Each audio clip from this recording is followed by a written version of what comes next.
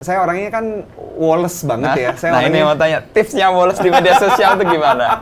Saya mengalami benturan yang sangat besar ketika sebagai orang teknik, saya harus menerima bahasa yang sangat lentur. Saya harus mengubah pola pikir saya dari tadinya hanya A gitu. F sama dengan M kali A. Di bahasa nggak bisa, semuanya itu pakai rumus matematika. Saya belajar mencoba untuk melihat sudut pandang lain. Ini ada orang bilang kayak gini nih, kayaknya nggak pas. Apa ya yang membuat dia bilang ini nggak pas? Jadi begitu ada sanggahan dari warganet, yang saya berusaha lakukan, dia berpendapat kayak gini. Apa ya yang ada di pikiran dia? Bukan merasa tertekan, disalahkan gitu. Enggak, saya berpikir, yang saya bilang tadi kayaknya benar. Cuman kenapa ya dia mikirnya kayak gini? Nah, itu yang membuat saya jadinya santai. Ada 3 kunci untuk tidak cepat emosi.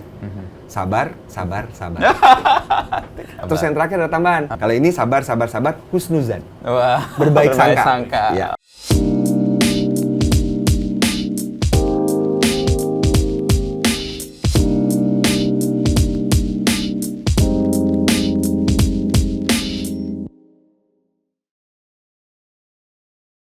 Mas Ivan, apa kabar Mas? Baik Mas Inu. Udah lama loh? Iya.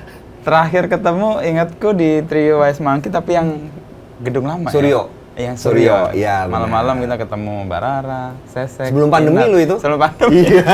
Kita ketemu lagi pas di sini. Iya. Tapi ada satu yang konsisten yang saya amati dari Mas Ivan, soal bahasa. Ya itu udah bawaan jiwa ya Mas ya. Susah mau ditinggalin juga kayak sudah pasti ada yang hilang gitu kalau misalnya saya meninggalkan itu. Gimana ceritanya Mas Ivan dulu?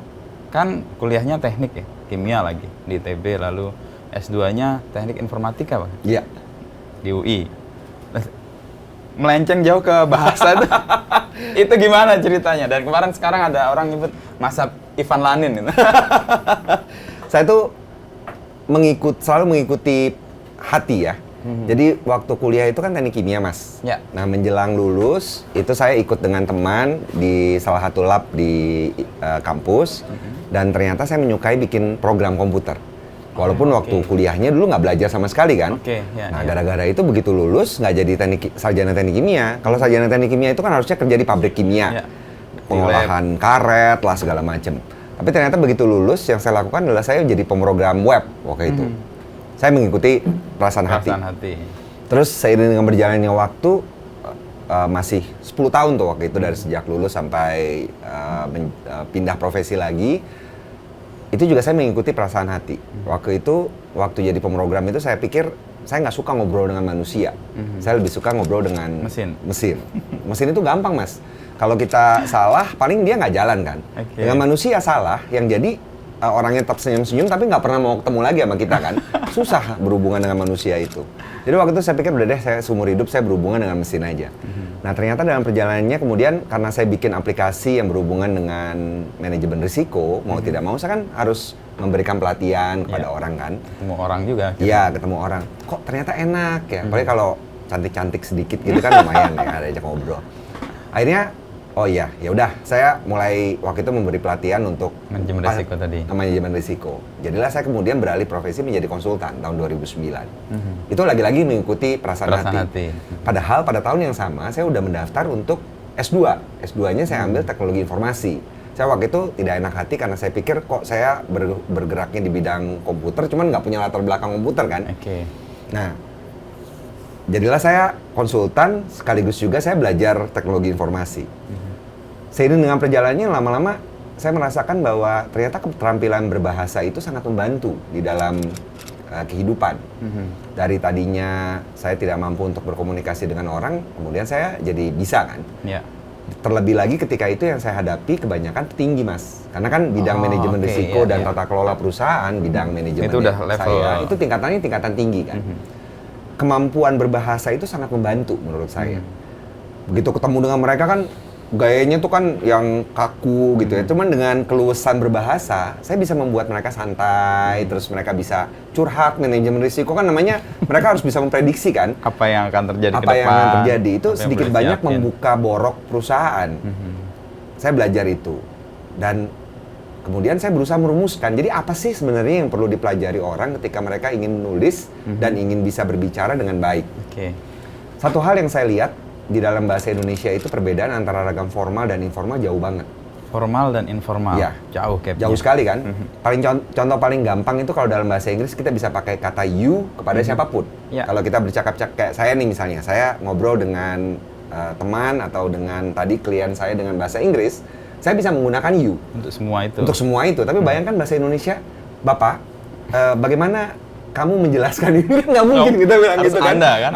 Atau Bapak lah. Ya. Bagaimana Bapak diubah struktur kalimatnya. Kalau bahasa Inggris kan Sir, how do you explain this problem gitu. Masa kalau bahasa Indonesia nanti Bapak, bagaimana Bapak, 2 kali kita ngulang bapaknya. Strukturnya mesti kita ubah. Nah, itu yang paling gampang yang perbedaan antara bahasa Indonesia dan bahasa Inggris. Nah, itu menyebabkan mau tidak mau orang Indonesia yang sehari-harinya terbiasa menggunakan ragam informal itu pasti akan kagok berusaha mereka betul. Saya lihat ini terjadi sekarang. Pelayan-pelayan restoran misalnya, mereka itu mungkin sehari-hari biasa berbicara dengan temannya menggunakan kata aku. Datang ke restoran atau hotel, selamat datang Pak, nanti silakan Bapak beristirahat dulu, nanti kalau sudah selesai bisa panggil aku. Kayak anak gue yang manggil gue gitu, akrab banget gitu. Dan itu terjadi. Orang mungkin berpikir bahwa itu bagian dari perkembangan bahasa. Namun kan kita punya budaya, pasti ada budaya yang masuk ke dalam bahasa. Nah, itu yang saya rasakan. Jadi memang, terutama dalam bahasa Indonesia mungkin ya, ada faktor budaya dan faktor logika yang kemudian mesti disinkronkan. Itu yang kemudian membuat saya lama-lama merasa bahwa saya harus berbagi nih pada teman-teman, khususnya profesional, Mas. Akhirnya tahun 2019 saya memutuskan, udah deh nih kayaknya lebih baik, saya lebih bahagia untuk menjadi pengajar bahasa Indonesia untuk para pekerja profesional. Jadi spesifik, Mas, saya nggak mau ngajar buat anak SMA, anak kuliah. Tapi pekerja profesional. Pekerja profesional. Untuk kepentingan tadi ya, berkomunikasi menjadi lebih baik. Betul. Salah satu faktornya sebenarnya gini, waktu saya jadi konsultan, kan kerap harus ikut lelang proyek. Saya ketemu dengan orang-orang dari Amerika, Singapura, India, dan saya lihat bahwa ketika mereka menyampaikan presentasi, mereka berbicara atau menulis laporan, itu mereka percaya diri banget. Kayaknya mereka itu lebih pintar daripada kita. Saya sering kalah waktu itu. Kesel dong saya. Kenapa sih kita kalah? Selain dari faktor nama besar ya, nama besar perusahaannya. Saya lihat kekurangan kita adalah kemampuan kita untuk mengemas tulisan, mengemas pembicaraan dengan gaya yang lebih bagus, yang menarik buat orang, yang menjual. Nah, itu sebenarnya yang kemudian menjadi tujuan saya. Saya ingin orang-orang Indonesia itu lebih terampil untuk menulis, lebih terampil untuk berbicara, biar daya saing kita di dunia internasional bisa itu lebih bagus. Kompetitif ya. Gila ya, keren banget ya cita-citanya ya. Tapi itu kan Mas Ivan kan bergerak dengan perasaan ya, atau yang mendorong hati gitu ya. Selain itu kan Mas Ivan orang belajar teknik ya, sesuatu yang sifatnya bisa terukur, rasional. Nah, mengcombine itu gimana? Rasa ini sudah sesuai dengan perkiraan-perkiraan atau ya udah hati saya kemana jalan aja. Pasti ada ukuran-ukurannya dong. Nah, itu yang susah, Mas. Jadi waktu saya belajar bahasa Indonesia kan latar belakang saya pemrogram komputer. Saya terbiasa untuk belajar bahasa pemrograman baru. Ya belajar sintaksisnya, belajar kosakatanya. Sebenarnya kan sama kan bahasa manusia dan bahasa komputer. Bedanya bahasa komputer itu sangat teratur. Bahasa manusia itu tidak teratur. Contoh misalnya, di dalam bahasa Inggris itu kan ada kata kerja tidak beraturan. Di dalam bahasa Indonesia pun tuh selalu ada permasalahan mempunyai dan mengkaji yang terus-menerus ditanya orang. Kenapa ini berbeda? Tuh. Jadi, di dalam bahasa manusia pasti ada pengecualian. Untuk orang teknik, menemukan pengecualian-pengecualian itu menyebalkan sekali. Untungnya waktu itu nggak tertib kan dengan logika. Untungnya waktu itu karena saya masih juga bikin program sekali-sekali. Ketika saya kangen dengan keteraturan, ya saya tinggal lihat bahasa pemrograman aja. Biarin deh bahasa manusia itu nggak teratur. Akhirnya pelan-pelan orang-orang kan menuding saya itu preskriptif. Jadi kalau di dalam bahasa itu kan ada 2 aliran, preskriptif dan deskriptif. Preskriptif itu ada aturan tata bahasa, orang-orang mesti ikut. Deskriptif itu beranggapan bahwa yang namanya aturan tata bahasa itu muncul dari masyarakatnya. Orang-orang menuding saya preskriptif. Saya mesti mengakui karena latar belakang saya yang teknik tadi, waktu awal belajar saya preskriptif sekali. Gini salah, yang ini yang benar. Waktu itu kalau istri saya ngomong gitu ya, iya ini ibu baru aja diagnosis, bilang gitu kan, kena omel lah, gitu ya. Kena omel lah saya lah. Jangan lihat bungkusnya, kontennya yang penting kan. Jadi 2006 kan waktu itu saya mulai tertib lagi belajar bahasa Indonesia. Waktu awal-awal itu memang seperti itu. Saya jadi polisi bahasa. Kalau kata anak sekarang grammar Nazi. Pokoknya harus gini. Tapi seiring dengan perjalanannya waktu saya melunak. Kata orang kan waktu itu pernah tuh si akun NU garis lucu. Ya. Dia bikin utas tweet. Thread, Dia bilang gini, waktu tahun pertama dan kedua seorang santri itu biasanya garis keras. Kalau aturan harus seperti ini, harus takbir harus gini, kalau ini harus gini, kalau ada yang gini itu salah gitu kan. Tapi makin lama itu dia makin bisa melunak, menoleransi bahwa ibadah, cara menjalankan ibadah itu ya sesuai dengan keyakinan masing-masing kan. Demikian juga saya bahasa juga. Akhirnya saya kemudian menemukan bahwa apa yang digaungkan dengan bahasa yang baik dan benar, itu penekanannya itu pada baik. Baik, ya. Bukan benar dan baik kan, baik dan benar. Baik itu artinya sesuai dengan konteks, benar itu artinya sesuai dengan kaidah. Aturan, ya. Kalau kita lihat kan akhirnya sekarang nih untuk keperluan narabahasa, karena kami mengajarkan kepada profesional, saya kan harus membuat segmen-segmen nih. Ya. Kami bagi menjadi 6 segmen. Laras bahasa sastra, kreatif, jurnalistik, bisnis, ilmiah, dan hukum. Oke, ya, 6 kategori besar. Kalau dilihat sepintas kan semuanya beda-beda tuh kan. Yang paling lentur itu sastra. Ya, di dalam sastra ada yang namanya lisensi puitis, lisensia poetika. Seorang sastrawan boleh mengubah kaidah bahasa yang baku demi keindahan, estetika. Sementara di hukum yang sisi yang paling jauh itu sangat tertib kan. Sudah bertahun-tahun dipakai akta modelnya kayak gitu, itu nggak akan diubah-ubah kayak gitu aja kan. Sementara di antaranya ada kreatif, jurnalistik, bisnis, dan ilmiah. Itu kan bergeser tuh, makin lama makin kaku. Ketika seorang penulis iklan membuat iklannya, terus dia menggunakan bahasa yang baku, nggak akan laku iklannya kan? Iya, persis. Itu kan menyentuh daerah kreatif. Betul. Kan? Jurnalis membuat bahasa yang juga terlalu formal, juga nggak akan bisa diterima oleh masyarakat kan? Mau nggak mau, jurnalis ini memang di tengah-tengah nih, terjepit dia. Di satu sisi, kebanyakan jurnalis latar belakangnya bahasa yang tertib, tapi di sisi lain mereka juga sisi kreatifnya harus jalan juga. Nah, akhirnya itulah yang disebut dengan baik. Minimal orang itu bisa membedakan kapan dia berbahasa secara baik. Kadang-kadang untuk beberapa orang itu mereka mengalami kesulitan, misalnya pegawai kantor, ASN lah teman-teman di kementerian. Ketika mereka harus membuat takarir, caption di media sosial, mereka nggak bisa menggunakan gaya mereka membuat laporan kan. Mereka harus menggunakan bahasa yang lebih santai. Konteksnya kan? Betul, agar warganet kemudian bisa nerima kan. Sulitan untuk mereka. Jadi ladang kami narabahasa saat ini kebanyakan di situ. Bagaimana dari setiap, kami menyebutnya laras bahasa ini, orang-orang itu bisa membuat tulisan, membuat rekaman video atau siniar yang sesuai dengan konteksnya. Oke, tadi Mas Ivan kan membagi ada 6 tadi ya. Dan di situ kan dari yang paling longgar dalam tanda petik ya, ke yang paling kaku. Tapi untuk kita bisa bermain secara longgar, kita harus tahu aturannya dulu kan ya. Nah ini kan yang Mas Ivan tekankan ya. Betul, itu sebenarnya yang jadi masalah kan. Banyak misalnya penulis pemula gitu.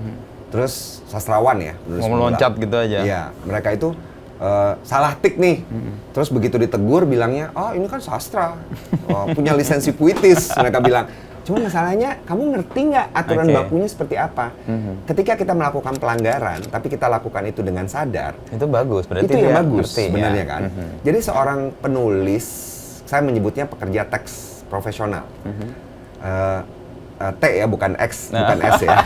Pekerja teks profesional itu justru mereka harus memahami kaidah-kaidah bahasa itu agar mereka bisa melakukan pelanggaran dalam secara sadar ya. Tapi untuk tujuan estetika. Persis. Begitu. Itu saya punya gambarnya yang kurang lebih sama kayak Avandi itu kan. Dia kan abstrak ya. Iya. Tapi awalnya adalah dia pelukis atau perupa yang realis dan sangat keren gitu. Betul. Masalahnya adalah banyak orang yang pengen melompat langsung ke situ, padahal dasarnya nggak ada. Iya. Nah, kecakapan teknik atau kecakapan yang sangat logis itu sangat membantu ya Mas Ivan untuk kemudian bisa melanggar dengan sadar gitu ya. Betul. Untuk kepentingan-kepentingan yang lain ya. Untuk keperluan menulis secara umum, sebenarnya kan salah satu yang menurut saya kurang adalah penertiban pikiran. Oh, oke. Kalau menurut saya, mungkin karena latar belakang saya teknik juga ya. Memang harus diakui bahwa di dalam menulis itu aspek kreatifnya kan tinggi sekali. Persis, ya. seorang sastrawan gitu misalnya, penulis puisi, dia bisa bilang bahwa saya nulis berdasarkan perasaan saya saja. Padahal sebenarnya menurut saya di dalam pikirannya dia udah mengatur tuh bagaimana caranya dia akan menuliskan. Semua tulisan itu kan selalu terdiri atas 3 bagian, pembuka, isi, penutup. Selalu gitu. Hanya tergantung pada ranahnya. Misalnya kalau jurnalistik pembukanya itu lead kan, teras kan, paling kuat. Kemudian badannya, lalu kemudian ekor atau tail kan, itu kan struktur. Cerita itu selalu ada pengantarnya, menceritakan latar belakang, lalu konflik itu. Terus resolusinya? Ya, resolusinya apa? Selalu ada 3 bagian itu. Dari yang saya lihat banyak sekali yang nggak mematuhi pola berpikir seperti itu.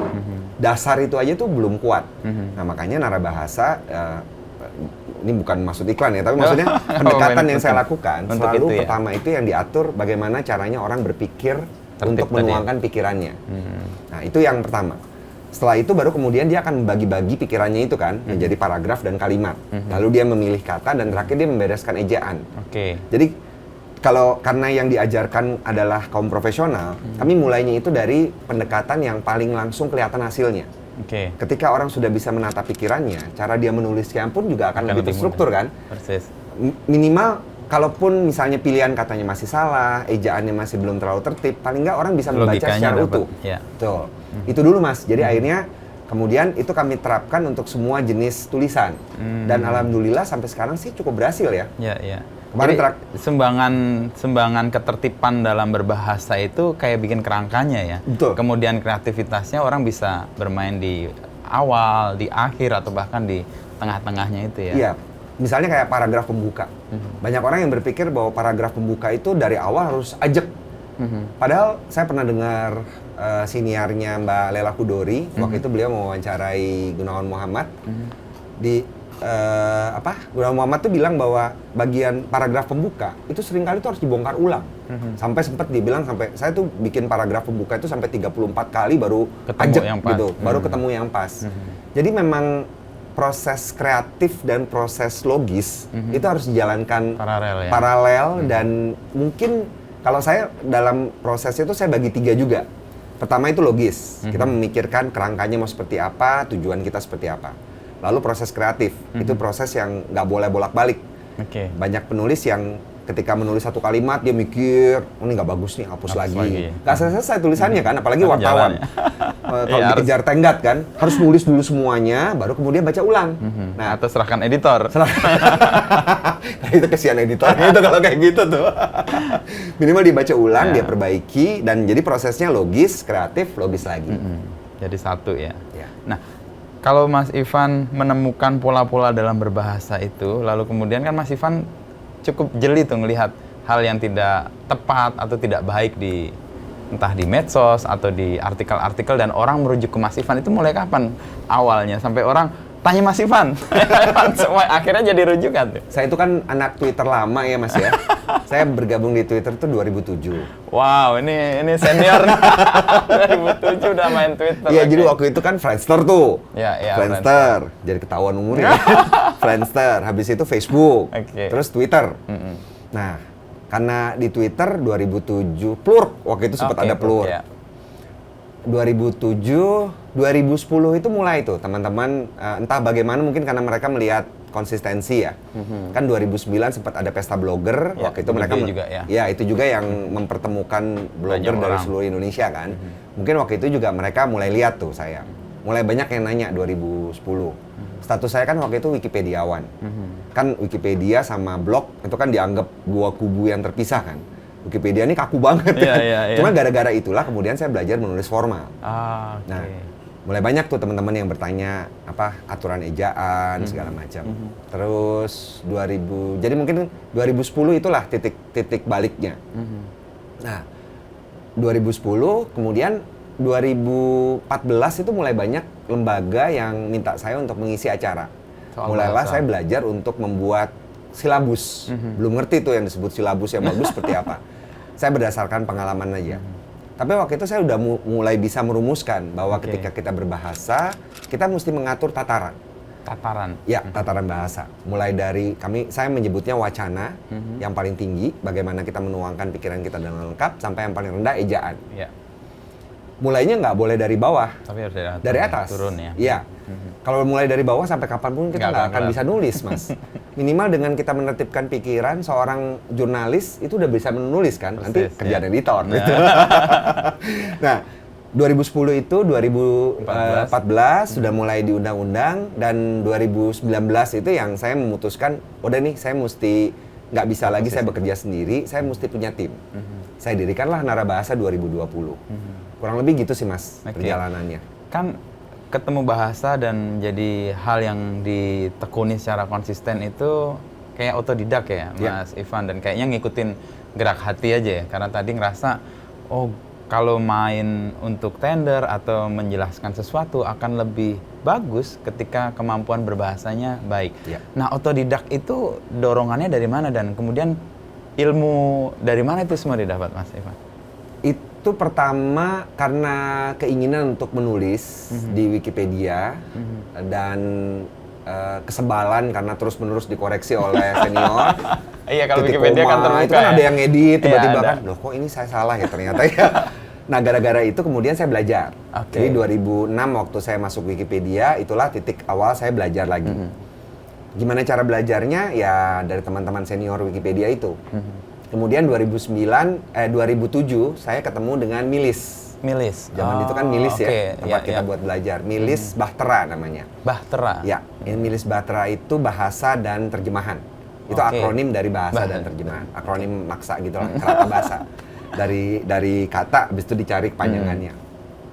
Di sana yang saya sangat belajar. Sampai kemudian karena saya terlibat sekali dengan komunitas penerjemah itu, saya buatkan situs. Sampai sekarang masih ada, namanya Kateglo. Kateglo.com. Itu kamus, thesaurus, dan glosarium. Jadi semua rujukan kebahasaan itu ada di satu tempat. Sampai sekarang masih ada. Nah, gara-gara mereka lah, kemudian saya diakselerasi belajarnya. Sampai 2009, saya dipercaya untuk menjadi editor Google. Google terjemahan bahasa Indonesia. Jadi kalau Mas lihat antarmuka Gmail atau aplikasi Google lain ada bahasa Indonesianya. Itu jejaknya Mas Ivan. Iya, itu jejak saya di sana dulu tuh. Nah, itu ditempa banget di situ. Lalu kemudian saya ditanya warganet kan. Warganet kan kalau nanya ngeyel. Iya. Nanyanya tuh kenapa? Pertanyaan kenapa itu sangat filosofis. Jadi kalau orang hanya menerangkan pokoknya begini gampang. Nggak bakal diterima. Pokoknya saya mau ngomong pokoknya begini cuman kok. Nah, gara-gara mesti menjawab pertanyaan kenapa itu, akhirnya saya belajar filosofinya. Kenapa sih misalnya Anda harus diawali huruf kapital? Kenapa kita menggunakan kata hati untuk menyebut jiwa, bukan jantung? Padahal kalau orang Inggris sebutnya heart kan? Heart. Pertanyaan-pertanyaan kayak gitu kan nyebelin, Mas. Maksudnya, kenapa? Kenapa ya? Paling gampang jawabnya ada, ya pokoknya gitu. Akhirnya dicari jawabannya. Pertanyaan filosofis itu mengantar pada pencarian? Iya. Itu. Jadi karena menurut saya sangat berutang budi kepada warganet. Justru karena mereka bertanya, Mas Ivan, mereka bertanya sesuatu. Jadi menurut saya sebenarnya kalau seseorang ada di media sosial dan dia berangkat dengan keinginan untuk belajar, bukan untuk defensif, dia itu bisa belajar banyak banget. Itu yang kemudian saya terapkan. Jadi akhirnya kalau dilihat, saya tuh damai banget di Twitter, nggak pernah berantem-berantem. Nggak defensif juga kan? Iya, karena, open ya? Iya, saya terbuka karena saya merasa bahwa pasti ada sesuatu yang bisa saya pelajari. Paling tidak saya bisa belajar bersabar. Itu pasti banget. Belajar bersabar. Tarik nafas dulu kalau mau balas gitu ya. Woles aja, santai.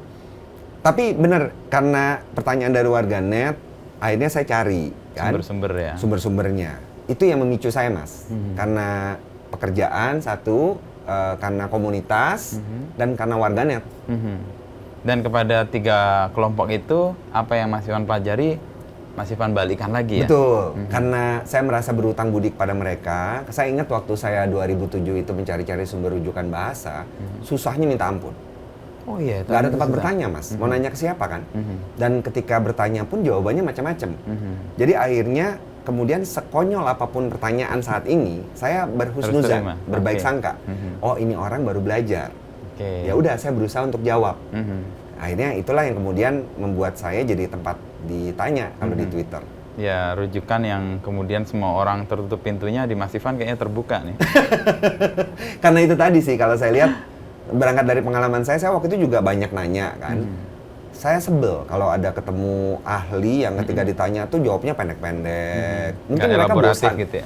Mungkin mereka bosan ya. Merasa udah gue jelasin nggak ngerti-ngerti orang. Karena kan setiap generasi itu pasti ada pertanyaan yang sama itu diulang-ulang. Persis, ya. Pasti diulang-ulang. Kayak yang paling sering ditanya itu mempunyai.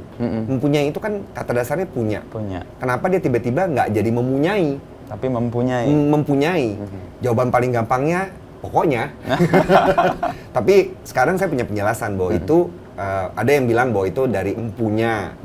Cuman secara bentukan nggak masuk akal. Jadi akhirnya sekarang penjelasannya itu cuman itu bentuk pengecualian. Dalam bahasa yang dimungkinkan. Beda sama yang pemrograman tadi ya? Iya.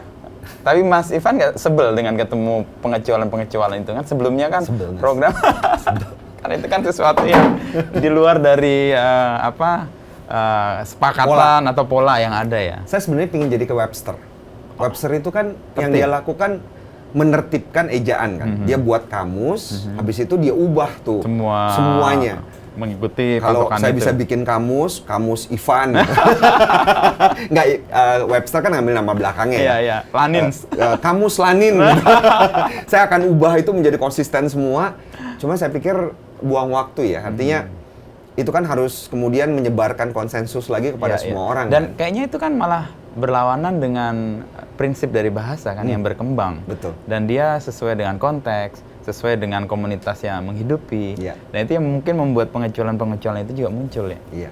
Ada sisi kreativitas yang diwadahi. Betul. Di balik ketertiban orang pakai bahasa yang tadi sangat mengatur tadi ya. Iya.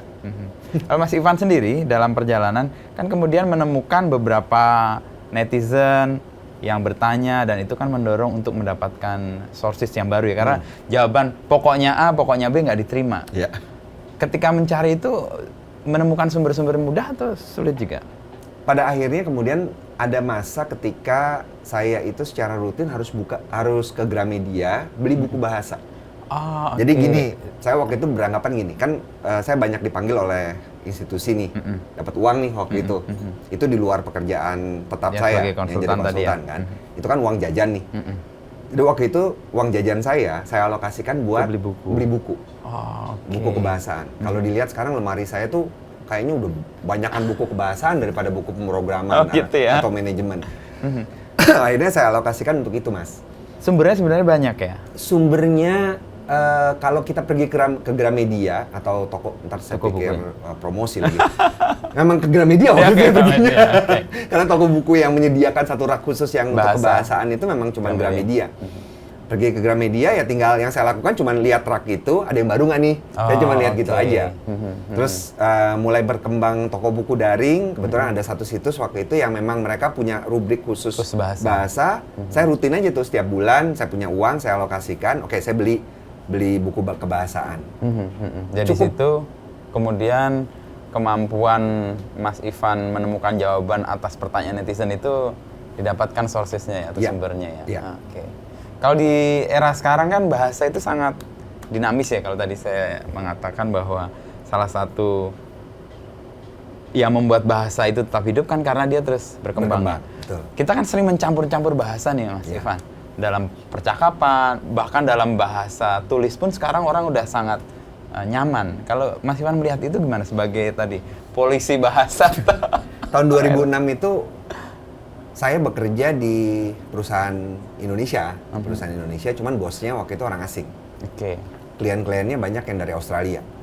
Ketika itu saya nggak peduli waktu saya bicara, Pak, meetingnya di cancel. Pesawatnya di delay. Saya tidak peduli bahwa ketika saya berbahasa, saya menggunakan dua bahasa. Semakin saya mempelajari bahasa, saya semakin menyadari bahwa kemampuan untuk bisa memilah kata bahasa apa yang kita gunakan, itu ternyata membutuhkan pemikiran. Sama seperti waktu orang belajar yoga, dia mengatur napasnya kan. Bernapas itu kan sesuatu yang alami kita lakukan. Tapi begitu belajar yoga atau belajar berbicara di depan publik lah. Kalau pembicara publik itu kan nggak boleh napas lewat hidung terus-menerus karena suaranya lama-lama akan habis. Dia harus belajar untuk bernapas lewat perut kan. Nah, dari hal yang sederhana ketika kita menyadari itu kita lakukan dengan baik, hasilnya pun juga akan semakin lebih baik. Jadi buat saya saat ini nih ya, kalau diminta pendapat saya secara jujur, menurut saya kemampuan untuk bisa memilih apa yang dikeluarkan secara lisan ataupun yang dikeluarkan secara tulisan itu menunjukkan kemampuan orang untuk berpikir tertib. Menurut saya, walaupun kemudian akan orang-orang yang berpendapat, oh ya udah yang penting pesannya sampai. Tapi waktu kita bicara nih misalnya, kalau kita tidak berpikir kata apa yang kita gunakan, kita kan nggak bisa mengendalikan kan tanggapan orang terhadap apa yang kita sampaikan kan, dan itu dimulai dari yang paling kecil, menertibkan pikiran. Jadi buat saya kemampuan untuk memilih kata itu menunjukkan bagaimana seseorang itu serius terhadap cara dia untuk menyampaikan pendapatnya. Oke. Nah, kalau kita tertib berpikir, lalu ekspresi dari ketertiban berpikir itu kan harusnya lebih luas ya, karena kita tahu pakemnya. Dimungkin nggak orang tetap akhirnya kan tadi menabrak sesuatu yang sudah tahu tuh. Iya. Misalnya gini, saya tahu bahwa saya ingin menyampaikan pesan A, tapi kalau saya pakai itu kayaknya kurang enak nih konteksnya, maka harus pakai sesuatu yang sesuai dengan konteks. Jadi cerdas banget kan berarti dia kan, artinya dia tahu apa yang mau dia sampaikan, terus kemudian dia memasukkan unsur lain yang membuat pesannya itu menjadi lebih persuasif. Tapi itu harus dimulai dengan kemampuan tertib berpikir dulu ya? Menurut saya begitu. Ya, karena itu akan membuat kita ngerasa, kalaupun mau melanggar, kita udah tahu aturannya nih, yang dilanggar apa. Dan ketika kita menyampaikan, oh dia sengaja melanggar itu, supaya pesannya menjadi lebih sampai ya. Nah kalau dalam bahasa, Mas Ivan kan menggeluti ini dan kita tahu pendiri bangsa ini kan sadar betul ya bahwa bahasa itu kuat banget dan punya faktor yang menentukan untuk persatuan. Saya baru kemarin ngobrol dengan Ramos Horta, dengar wawancaranya dengan Rossi Silalahi, dia menyebut Indonesia itu diberi rahmat yang begitu besar sehingga bersatu dari ratusan suku dan bahasa, adanya bahasa Indonesia. Nah Mas Ivan menggeluti ini ada concern di situ juga nggak? Menurut saya itu para pemuda kita tuh cerdasnya luar biasa waktu tahun 1926 dan 1928 itu. Waktu itu saya kan baca ceritanya kan ya. Jadi istilah bahasa Indonesia itu baru muncul tuh 2 Mei 1926. Waktu penutupan Kongres Pemuda pertama. Kongres Pemuda pertama kan 1926. Waktu itu mau merumuskan apa yang akan dinyatakan sebagai Sumpah Pemuda pada tahun 1928 nanti kan. Ketika itu draft pertamanya menyebutnya menjunjung bahasa persatuan bahasa Melayu. Waktu itu Muhammad Yamin memimpin sidang waktu itu berkeras harus menggunakan kata itu. Kemudian ada sekretarisnya namanya M. Tabrani. M. Tabrani itu mikir ini menjunjung satu nusa, satu bangsa Indonesia. Tapi menjunjung bahasa persatuan bahasa Melayu. Nggak nyambung, Bo. Gitu. Akhirnya dia mengusulkan bikin aja bahasa Indonesia. Dia bilang begitu. Yamin nggak setuju, katanya. Datanglah Sanusi Pane. Dia bilang, mikir kan, setuju Sanusi Pane sama si Tabrani. Akhirnya berdebat, akhirnya disetujui karena 2 lawan 1 kan. Itulah sebenarnya menurut saya titik baliknya. Itu yang membuat kemudian kita punya sesuatu yang bisa menyatukan 718 bahasa daerah. Beyond satu tempat yang bayangkan kalau misalnya kita nggak punya bahasa Indonesia, aduh itu susahnya minta ampun. Kita mau pergi ke Papua, mau pergi ke Aceh, kan kita mesti belajar bahasa daerah sana kan. Jadi secara politis menurut saya bahasa Indonesia ini dibuat untuk menyatukan orang Indonesia. Mau pakai agama nggak bisa, agama menyebabkan kita berantem. Suku kita banyak banget kan, jadi yang menyatukan kita ya bahasa. Jadi betul sekali, saya sepakat dengan Ramos Horta yang bilang bahwa itu kekayaan kita. Kita didapat berkat yang luar biasa karena bahasa itu yang kemudian menyatukan ya. Pemilihan Indonesia itu kan meskipun basisnya bahasa Melayu ya, itu kan juga kayak ini bukan bahasa Melayu loh, ini bahasa Indonesia, bahasa yang menyerap juga dari tempat-tempat lain juga ya. Ya, ini sebenarnya yang kemarin sempat menimbulkan perdebatan untuk yang usul dari Perdana Menteri Malaysia itu kan. Iya. Dia bilang kan bahwa Asia Tenggara ya. Asia Tenggara itu semua berbahasa Melayu. Bahasa Melayu itu cuma salah satu di antara berbagai bahasa daerah yang ada di Indonesia. Itu masalahnya. Kalau di Malaysia itu memang bahasa Melayu itu menjadi satu-satunya bahasa. Di Indonesia enggak. Bahasa Indonesia itu diperkaya oleh bahasa Jawa, banyak. Bahasa Sunda, banyak. Bahkan bahasa luar kan, Arab. Iya, Arab. Latin. Betul. Contoh paling konkret tuh kalau kita lihat misalnya di Indonesia, Malaysia menyebut sepeda itu bicycle. immigration. Dari bahasa Inggris ya. Karena mereka patokannya semua diserap dari bahasa Inggris. Kita menyerap dari bahasa Portugis, Ya, bahasa sepeda, Spanyol, bahasa Cina bahkan kan. Jadi sebenarnya bahasa Indonesia itu sudah tidak lagi sama seperti bahasa Melayu. Karena itu tadi kita memiliki bahasa-bahasa daerah yang banyak dan interaksi kita dengan bangsa selain bangsa Inggris itu besar. Iya. Jadi proses untuk kita kemudian menerima bahasa Indonesia sebagai bahasa persatuan, itu kan kayak kita lepas dari identitas kita masing-masing untuk memegang sesuatu yang kita anggap yang membuat kita hidup sebagai bangsa ini ya. Mas Iya. Ivan ngerasa merawat bahasa untuk kepentingan itu juga nggak? Nggak kepikir sih. Jadi fokus saya itu sebenarnya yang saya bilang tadi, yang sangat menjadi motivasi terbesar saya ingin orang Indonesia itu lebih pintar. Pintarnya dari segi berbahasa. Kan kalau kita lihat kan yang namanya kecerdasan itu kan macam-macam kan. Iya. Dan yang saya lihat kurang di kalangan orang Indonesia adalah kecerdasan berbahasa. kemampuan mereka untuk memanfaatkan bahasa. Bahwa efeknya kemudian itu jadi pemersatu, Nggak ya, kepikir itu nggak sama saya. kepikiran. Mungkin karena itu yang menyebabkan saya sampai sekarang belum masuk partai. Kalau kepikiran itu mungkin tadi ditarik oleh partai politik kali ya. Merasa pernah sebel nggak Mas dengan perjalanan ngerawat bahasa atau merespon netizen ya dengan segala macam polahnya itu terkait bahasa itu? Enggak sih, mungkin karena saya orangnya kan woles banget ya. Saya Ini mau tanya, tipsnya woles di media sosial itu gimana? Padahal untuk sesuatu yang serius kan orang pasti berdebat dengan sangat keras. Saya mengalami benturan yang sangat besar ketika sebagai orang teknik saya harus menerima bahasa yang sangat lentur. Oke, Jadi dua kontradiktif ya. Benturan itu sudah terjadi periode 2006 sampai 2010. Saya harus mengubah pola pikir saya dari tadinya ya Logistik. hanya A gitu. F sama dengan M kali A. Kalau di fisika kan rumusnya itu kan. Atau E sama dengan MC kuadrat. Di bahasa nggak bisa semuanya itu pakai rumus matematika. Jadinya saya belajar mencoba untuk melihat sudut pandang lain. Ini ada orang bilang kayak gini nih, kayak ini nggak pas. Apa ya yang membuat dia bilang ini nggak pas? Nah, itu muncul gitu. Jadi begitu ada sanggahan dari warganet. Jadi biasa aja jadinya. Ya, yang saya berusaha lakukan, oke, dia berpendapat kayak gini. Apa ya yang ada di pikiran dia? Jadi itu yang berusaha saya lakukan, bukan merasa tertekan atau merasa Defensif, disalahkan gitu. Enggak, saya berpikir, oke, yang saya bilang tadi kayaknya benar. Cuman kenapa ya dia mikirnya kayak gini? Nah, itu yang membuat saya jadinya santai. Dan keterbukaan itu bisa dilakukan oleh Mas Ivan karena belajar bahasa itu ya. Kalau dari sisi teknik kan nggak bisa. Iya. A ya A, B Jadi ya saya B. kayak membuat dikotomi ketika berhubungan. Saya benar-benar berusaha keluar dari zona nyaman saya ketika mengurusi bahasa. Waktu urusan teknik, urusan komputer itu satu solusi.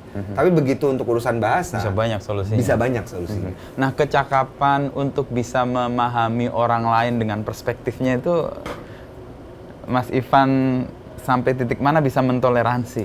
Mungkin ini juga karena tidak disengaja perjalanan karier saya kan kemudian mengarahkan saya menjadi konsultan kan Mas. Yang namanya konsultan itu kan harus nurut apa kata klien kan. Ya, persis. Klien pengennya kayak gini kita Ya, ikuti diterima. gitu, nggak boleh gitu ngomel-ngomel. Jadi gara saya akhirnya kemudian itu meresap. Keluasan itu jadi keluasan itu muncul. meresap ketika berhadapan dengan warganet ya saya bawaannya kayak bawaan jadi konsultan aja. Dan buat manfaat sebenarnya Mas Ivan menemukan hal-hal yang positif ya. Kalau tadi Iya. belajar bahasa di awal itu kan karena netizen yang demanding, Iya. netizen yang kenapa sih gitu. Oh, itu malah Ilmunya justru- jadi nambah. Kan ketika kita menemukan jawaban kenapa itu kan pengetahuan kita menjadi lebih dalam kan harusnya. persis. Kayak itu pertanyaan filosofis ya, Iya, mendasar. benar. Kenapa A, kenapa B, Iya. kenapa tidak Bukan C? cuman pokoknya gitu. Nah, posisi itu juga mengasah Mas Ivan untuk bisa menerima perspektif yang macam-macam juga Iya. ya. Nah, Iya. Dari sisi bahasa, apa yang Mas Ivan cemaskan sekarang untuk perkembangan bahasa kita ke Yang depan? ada dua sih kalau menurut saya. Yang pertama itu masyarakat para penutur muda itu tidak sadar mengenai yang disebut dengan konteks. Konteks, Ya. oke. Itu akan menyebabkan mungkin juga karena sekarang mereka merasa bahwa suasana menjadi semakin lebih santai kan, cair kan. Jadi mereka merasa tidak perlu belajar bahasa yang formal. Dampaknya apa?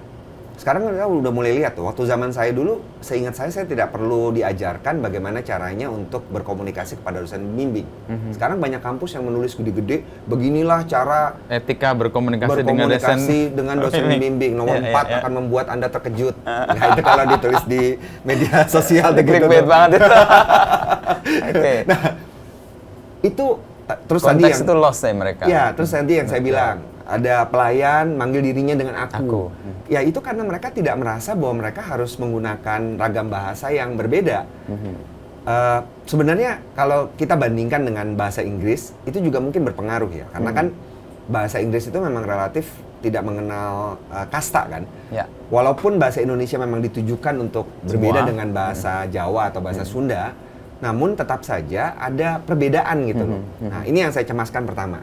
Tidak bisa menganggap bahwa cara berbahasa itu hanya satu. Itu yang saya lihat. Kemudian kedua, yang saya juga cemaskan, dengan adanya YouTube, TikTok, Reels gitu kan, orang itu merasa bahwa mereka tidak perlu belajar menulis. Mereka cukup hanya mampu berbicara. Padahal menulis dan berbicara itu sama-sama membutuhkan keterampilan yang berbeda, ya kan? Ya. Menulis itu harus lebih terstruktur, tidak boleh menggunakan kalimat minor misalnya, kalimatnya harus lengkap. Sementara kalau berbicara itu harus spontan dan pemilihan katanya juga harus lebih spontan juga kan? Jadi saya takut orang-orang masa depan balik lagi ke zaman dulu. Bahasa kan pada hakikatnya lisan kan? Ya. Pada hakikatnya lisan, barulah kemudian muncul tulisan. Orang-orang merasa bahwa pakai lisan aja cukup kok. Akibatnya mereka tidak belajar menulis. Kalau tidak ada tulisan, dokumentasi itu bakal tidak terlalu terekam. Kan sebenarnya kan budaya itu diteruskan dari generasi ke generasi itu dengan tulisan sebenarnya kan. Ya. Nah, itu yang saya takutkan. Kegemaran atau kesukaan orang untuk membaca dan menulis itu berkurang karena orang dimanjakan oleh lisan tadi dan visual ya.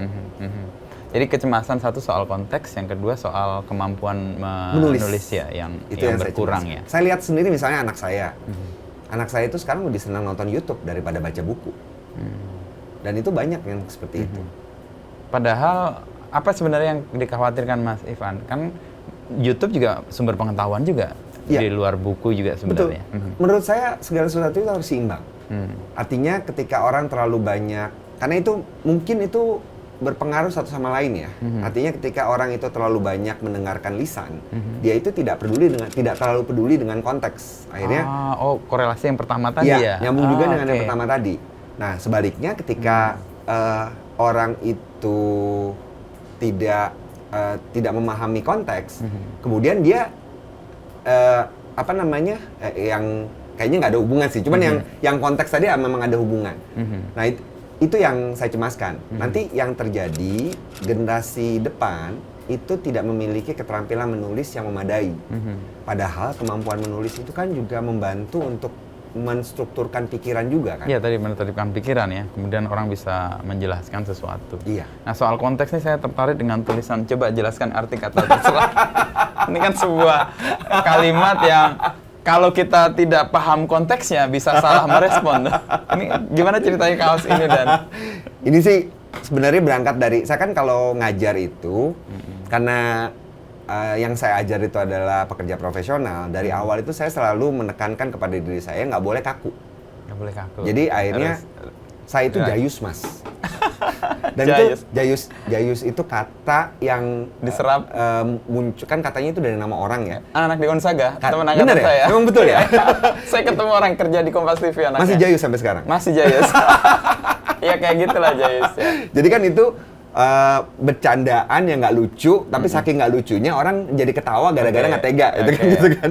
Saya tuh kayak gitu. Dan itu terus saya latih, karena ternyata itu sangat menarik untuk disampaikan di kelas. Jayus-jayus gitulah ya. Maksudnya bercanda yang pintar itu kan agak susah ya. Nggak, itu belajar juga sih lama-lama. Nah, karena saya selalu mencoba melatih itu. Saya jadi ini gini, kalau ngobrolnya ngalor ngidul nih jadi lupa. Jadi tadi pertanyaannya apa mas? Coba jelaskan arti kata terserah. Itu kan konteks kan. Iya. Kalau kita nggak memahami konteks, kita bisa salah respon tuh. Iya, karena waktu itu saya mau menjelaskan bahwa kalau membaca sesuatu itu jangan hanya melihat yang tersurat, tapi juga harus melihat yang tersirat. Pesan kan begitu kan? Saya bercanda di kelasnya waktu itu gitu. Nah, karena anak-anak rekam nih, terus habis itu kan mereka mau membuat kaos-kaos ini kan. Akhirnya mereka mengambil kutipan-kutipan dari apa yang saya sampaikan di kelas. Muncullah ini, coba jelaskan arti kata terserah. Ini kan berangkat dari pengalaman saya pribadi sih. Dulu, ya sampai sekarang juga sih. Seringkali ketika misalnya ngajak istri makan gitu kan. Mau makan apa? Terserah, dibilang gitu kan. Terus, oh ya udah kita makan ini aja yuk. Nggak enak ah. Berarti nggak terserah dong? Katanya terserah gitu. Itu bisa 1 jam 2 jam tuh mas prosesnya tuh kan. Nah dari sanalah kemudian saya menangkap, dan itu sering terjadi. Dan begitu saya ngobrol dengan teman saya yang laki-laki, ternyata punya pengalaman yang sama. Masalah yang sama. Mas ini juga begitu kan? Sering kalau apalagi kalau jadi itu pola. Ternyata itu pola.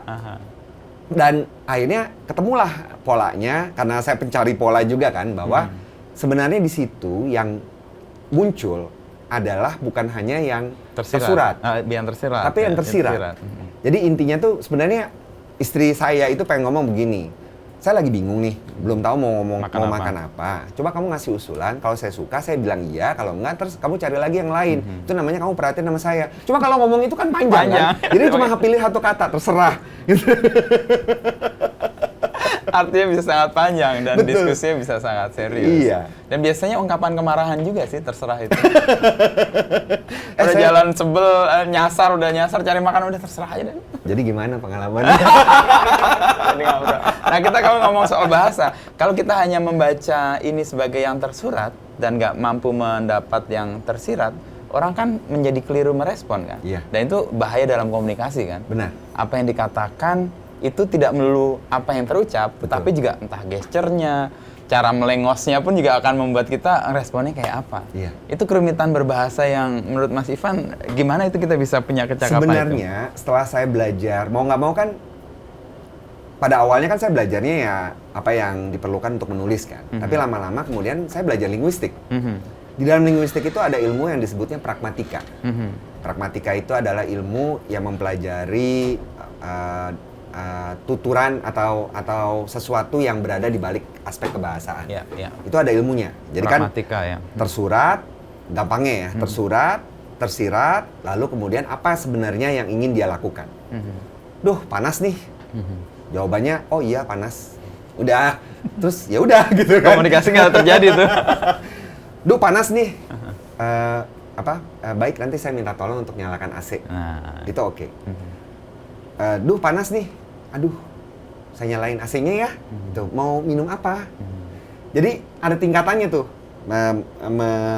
Mendapatkan yang harfiah, kemudian yang di belakangnya sama melakukan sesuatu.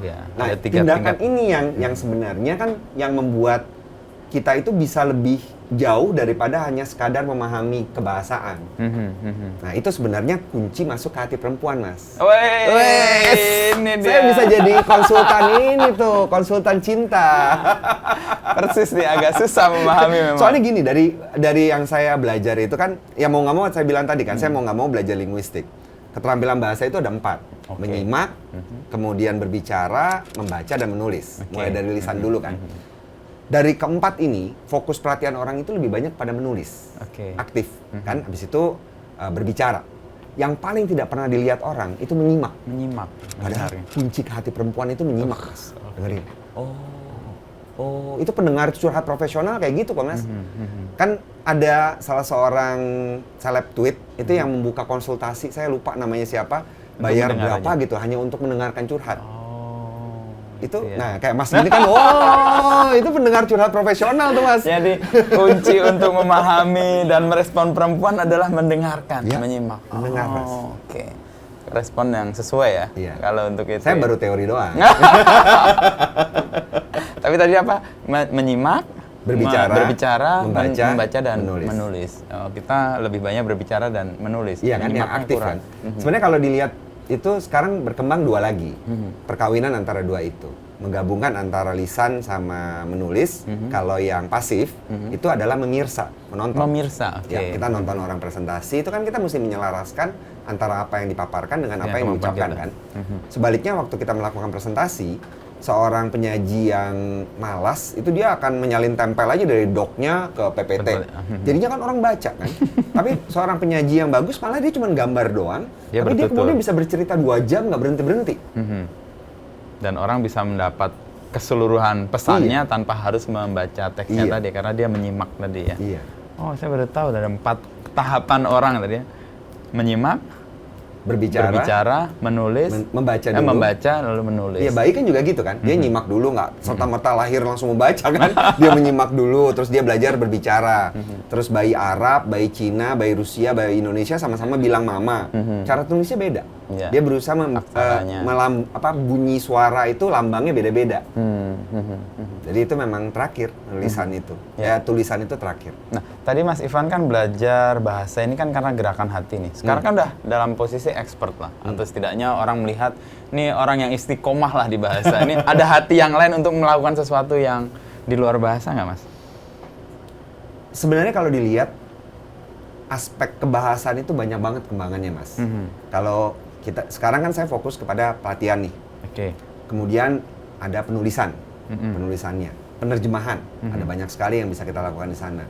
Kemudian satu lagi sebenarnya yang saya inginkan sekarang, saya ingin bikin alat bantu.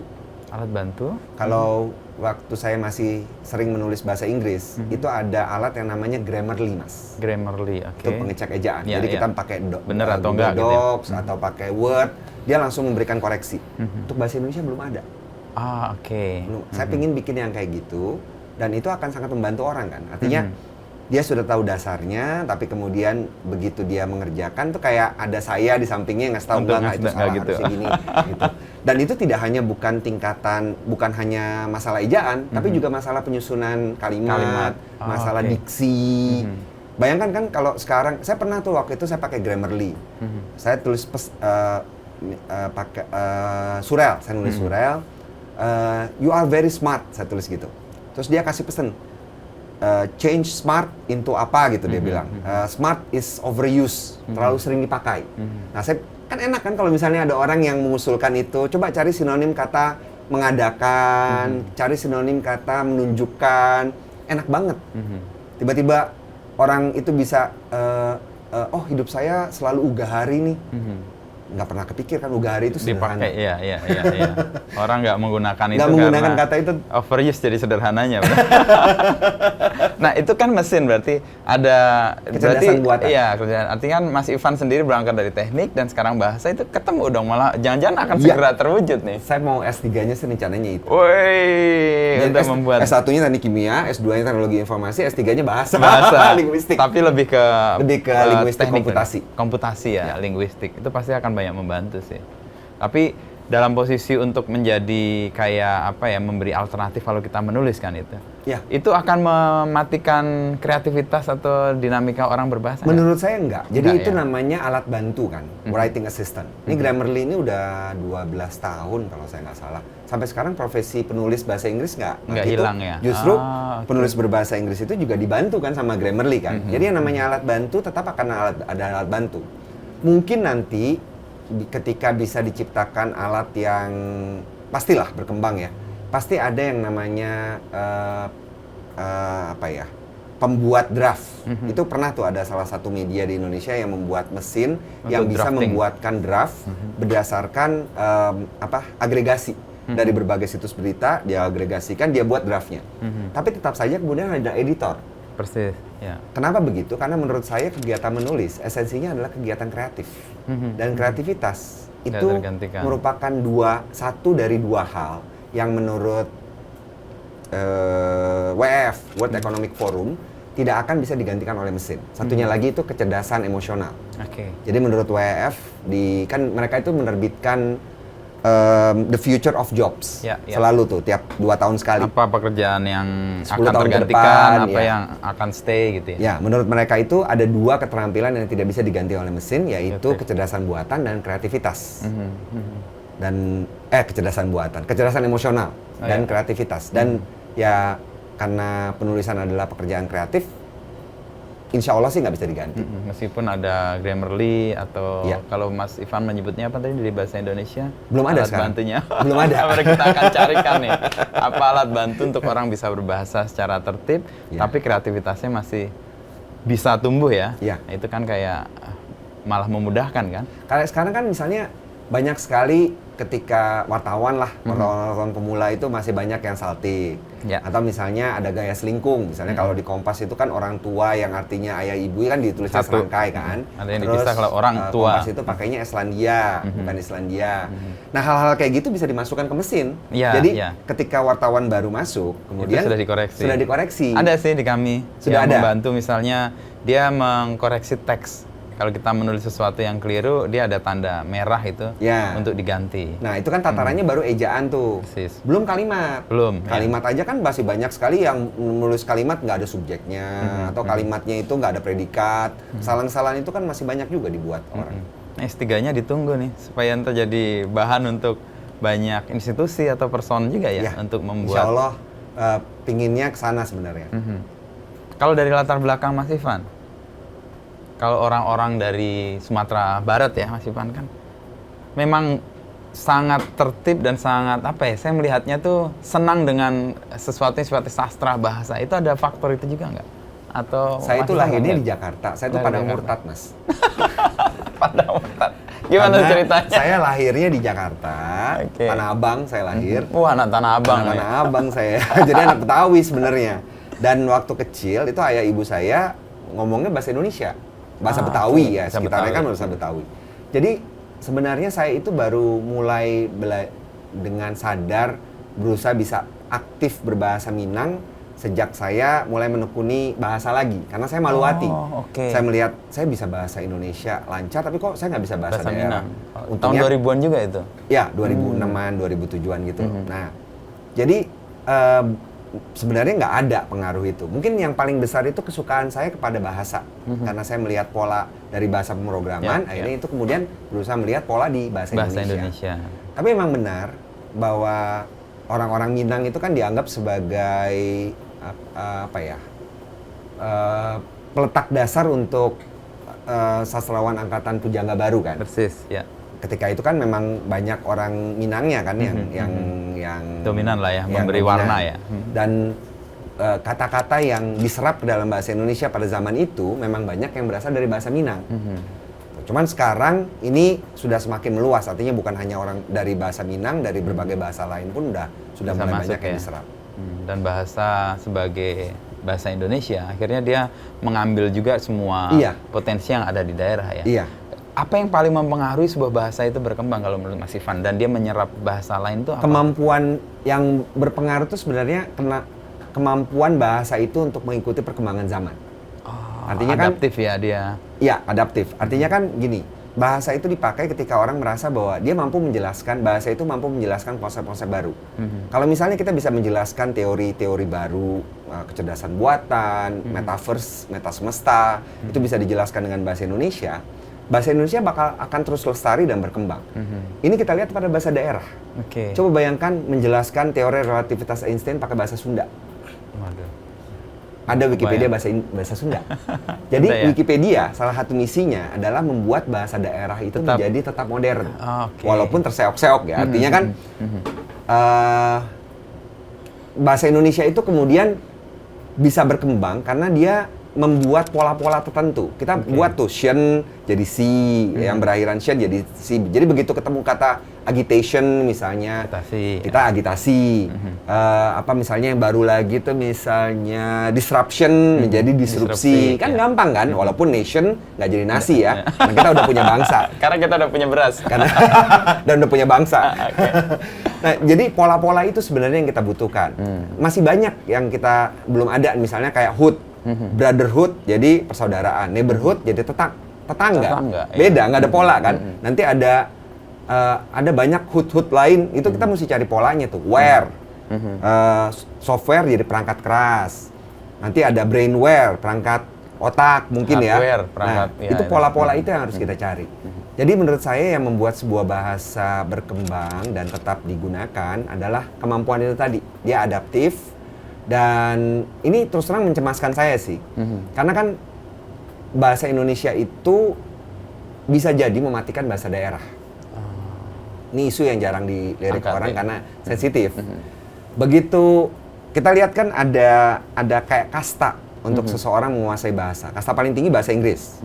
Di bawahnya bahasa Indonesia. Di bawahnya lagi bahasa daerah. Perlu kita potong? Lanjut aja. Oke. Ketika seseorang itu anak daerah nih, anak Banten gitu misalnya ya. Kemudian dia belajar bahasa Indonesia. Di orang-orang kampungnya dianggap sombong kan. Dianggap sombong, tapi kemudian dia pergi ke ibu kota atau ke kota besar, itu kepake karena dia bekerja. Dia balik lagi ke kampungnya, apakah dia akan menggunakan bahasa daerahnya, tetap menggunakan bahasa daerahnya? Mungkin enggak. Apalagi kalau misalnya dia menikah dengan orang dari daerah lain. Akan hilang. Terus dia belajar bahasa asing, belajar bahasa Inggris. Dia menggunakan itu, dia bisa bercakap-cakap pada siapapun. Lama-lama mungkin bahasa Indonesianya akan berkurang juga kemampuannya. Nah, ketiga bahasa ini nih bersaing nih. Mana yang paling digunakan? Mana yang paling banyak digunakan, dan sekarang udah terjadi kan? Di beberapa sekolah internasional di Indonesia itu bahasa pengantarnya bahasa Inggris. Anak-anak yang sekarang itu ada yang bahasa Indonesianya nggak lancar. Karena mereka dari kecil itu belajar bahasa Inggris. Kita mesti menyelaraskan kemampuan tiga bahasa ini. Jadi PR generasi muda sekarang itu berat sih. Artinya mereka harus bahasa Indonesia jelas ya, karena sehari-hari itu mereka pakai. Bahasa Inggris pasti karena orang tuanya ingin dia bisa keluar global. Nah, yang susah ini nasibnya paling berat ini bahasa daerah. Apalagi kalau misalnya orang tuanya dari dua suku yang berbeda. Saya Minang, istri saya Jawa. Anak saya bingung, dia mesti belajar bahasa apa? Akhirnya dia nggak belajar apapun. Jadi sekarang anak saya paling saya agak paksa-paksa belajar bahasa Jawa sedikit lah, minimal ngerti lah. Matur nuwun gitu minimal. Masa saya aja bisa, dia nggak bisa kan? Itu sih menurut saya itu juga salah satu PR yang terbesar nanti. Tapi kalau kembali ke tadi Mas Ivan sebut bahasa itu tetap bertahan karena dia adaptif dan relevan, ada faktor nggak bahasa daerah itu berkurang selain karena dominasi bahasa Indonesia dan bahasa Inggris, ketidakmampuan mereka adaptif? Ya, benar. Gitu. Pada akhirnya kemudian bahasa daerah itu dipakainya hanya untuk yang berhubungan dengan acara budayaan atau ritual agama kan? Ya itu yang terjadi kalau kita biarkan. Harus ada intervensi. Makanya sekarang kan yang terjadi, pemerintah itu melakukan intervensi dengan misalnya di bandara ada pengumuman pakai bahasa daerah kan, terus di jalan-jalan kan, penggunaan kata aksaranya kan, di Bandung ada, di Jogja juga ada kan, Makassar juga ada. Nah, jadi harus ada intervensi sih Mas kalau menurut saya. Untuk membuat itu setidaknya tetap tidak segera punah ya, tetap lestari. Kan slogannya itu utamakan bahasa Indonesia, lestarikan bahasa daerah, kuasai bahasa asing. Nah, itu tugas generasi sekarang nih, menyelaraskan tiga hal itu ya. Ini kan kayak hidup juga sebenarnya. Kita bisa bertahan tuh karena kita relevan dan adaptif ya. Ya Mas Ivan kayaknya dalam perjalanan juga selalu adaptif itu. Itu gimana caranya menemukan sesuatu lalu kemudian ini saya tekuni dan akhirnya membawa hasil? Saya orangnya penasaran, Mas. Penasaran. Di segala hal ya. Saya tukang ngoprek. Jadi misalnya bikin program dulu ya. Kalau sudah suka sesuatu itu saya oprek, benar-benar dicari gitu dalam kan. Nah, demikian juga waktu saya misalnya belajar bahasa, itu saya oprek. Atau misalnya saya dapat sebuah jenis tulisan baru, misalnya kayak sekarang itu sedang belajar namanya itu risalah kebijakan, policy brief. Itu salah satu genre tulisan yang menarik karena itu menggabungkan antara laras bahasa ilmiah dengan jurnalistik. Itu pada dasarnya kan mengkaji kebijakan yang dilakukan oleh pemerintah, kemudian mengusulkan perubahan. Nah, itu yang dilakukan. Dan penyampaiannya tidak boleh panjang, maksimal hanya 4 halaman, dan harus bisa disampaikan dengan gaya bahasa yang populer. Kayak jurnalis. Iya.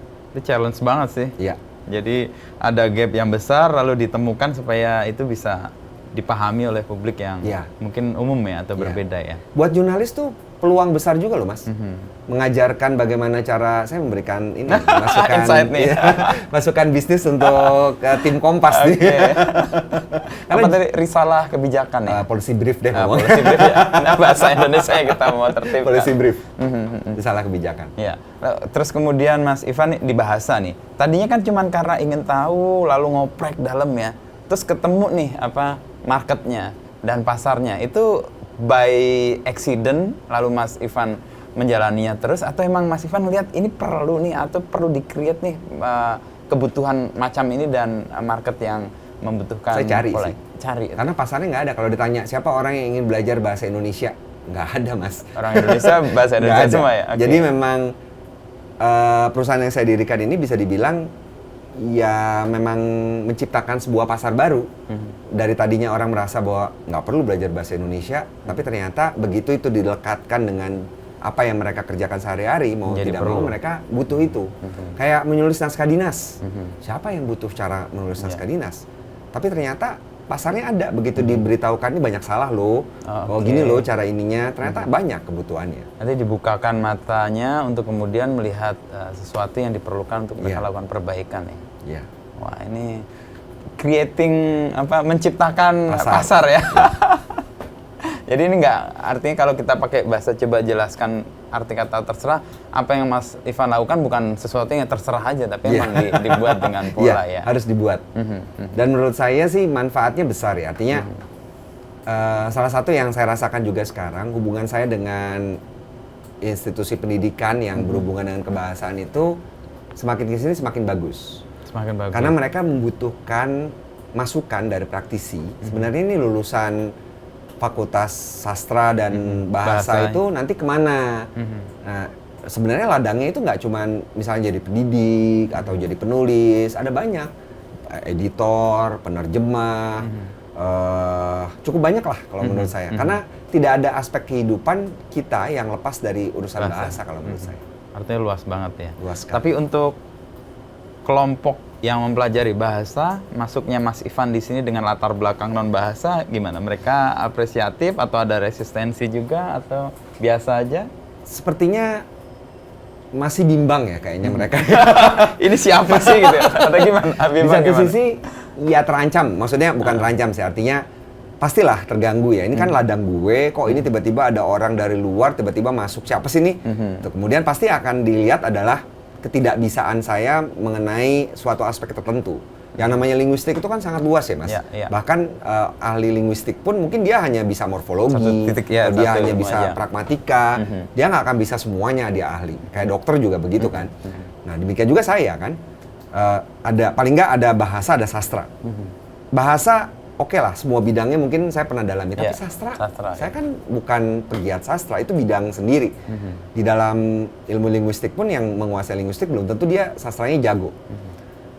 Jadi orang-orang yang seperti itu kadang-kadang sebelum bertemu dengan saya ya, khususnya sebelum sempat ngobrol dengan saya, pasti akan menyangka, kemungkinan besar akan menyangka saya preskriptif. Itu yang pertama. Terus saya nggak terlalu banyak pengetahuan, saya cuman masalah populer aja. Padahal sebenarnya saya baca, saya baca, saya pelajari, saya berdebat dengan ahlinya. Cuman memang saya bukan orang yang mendapat pendidikan itu secara linguistik. Cuma mungkin kelebihan saya sesuaikan dengan kondisi di lapangan kan. Saya nggak teoretis semuanya, tapi di lapangannya seperti apa. Di sisi lain, ada yang dari awal itu sudah menempatkan diri saya sebagai praktisi. Jadi ketika mereka mencari saya, mereka tidak mencari keahlian saya di bidang teori ilmu mereka, atau ilmunya, tapi praktiknya. Gimana nih praktiknya? Ya dinikmati aja. Artinya ada resisten di dalam, ada penerimaan di luar ya, jalan aja nih khasnya Mas Ivan kalau di medsos sih sebenarnya. Jadi tidak baperan ya. Ada proses di mana ya orang respon kayak apa, yang penting kita tanggapi sesuai dengan apa yang mau kita sampaikan, itu membuat mereka juga ngerasa. Nah, kemampuan men-tone down lalu istilahnya tidak mudah reaktif itu gimana Mas Ivan? Kalau kan itu salah satu pertanyaan yang sering diajukan oleh para admin media sosial kan. Narabahasa juga punya kelas-kelas buat admin media sosial. Saya selalu bilang bahwa ada 3 kunci untuk Oke. bersabar menghadapi untuk tidak cepat emosi. Sabar, sabar, sabar. Cuman itu doang jawabannya. Kan kalau itu kan bilangnya siapa yang perlu dicintai, ibumu, ibumu, ibumu. Nah, Nah, saya bilang iya, tuh boleh. sabar, sabar, Sabar, sabar. sabar. Terus yang terakhir ada tambahan. Apa tuh? Kalau ini kan ibumu, ibumu, ibumu, Baru ayahmu ayahmu. kan. Kalau ini sabar, sabar, sabar, husnuzan. Wah, Berbaik sangka. Iya. Oke. Mudah-mudahan kita punya kemampuan mengendalikan diri di media sosial karena itu yang membuat riuh belakangan ini. Iya. Ya, salah satunya karena itu. Sumbunya pendek banget loh, heran saya. Kayak belum dipantik aja udah meledak gitu Iya. ya. Maka kita perlu tadi sabar, sabar, sabar dan satu. Husnuzan. Husnuzan, berprasangka baik. Thank you Mas Ivan. Sama-sama, Mas. Luar biasa nih saya kebuka nih secara. Alah. Oh, tadi ada ruang di mana jurnalistik bisa berperan lebih banyak. Iya loh. Jurnalis itu menurut saya kekuatannya adalah kemampuan mereka untuk mengemas sesuatu yang kaku menjadi Menjadi lentur. populer, ya. Menjadi bahasa yang populis. Dan itu bisa untuk semua ragam. Misalnya gini lah, paling gampang ya misalnya ya. Ketika ini saya dapat dari banyak klien saya, itu mereka itu memiliki kebutuhan untuk membuat siaran pers. Oke. Biasanya kan selama ini siaran pers itu cuma dari berita kan, misalnya mereka mengadakan kegiatan apa. Ya. Nah ternyata ada juga siaran pers yang gini modelnya, mereka bikin peraturan baru atau mereka dapat peraturan baru Mau buat disampaikan. bagaimana menyampaikan kebijakan baru itu dengan bahasa yang dipahami publik. Kan menerjemahkan peraturan perundang-undangan menjadi sebuah artikel, gampangnya gitulah. Iya, iya. Kayak Undang-Undang Cipta Karya misalnya yang kemarin itu. Coba tuh dari 1000 sekian halaman terjemahkan atau sarikan Sehingga itu bisa menjadi dipahami. satu artikel kan 500 kata ya paling ya artikel ya. 500 kata. Gimana coba?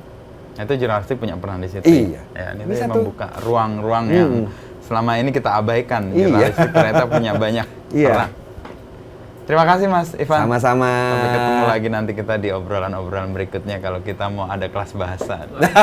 Di Kompas kalau ada dispute soal bahasa atau pertengkaran soal bahasa, Mas Ivan ngomong apa soal ini? Ah, ini salah satu rujukan, Mas Sam. Siap. Thank you Mas Ivan. Sama-sama. Sampai ketemu, Mas. Siap. Sampai ketemu lagi.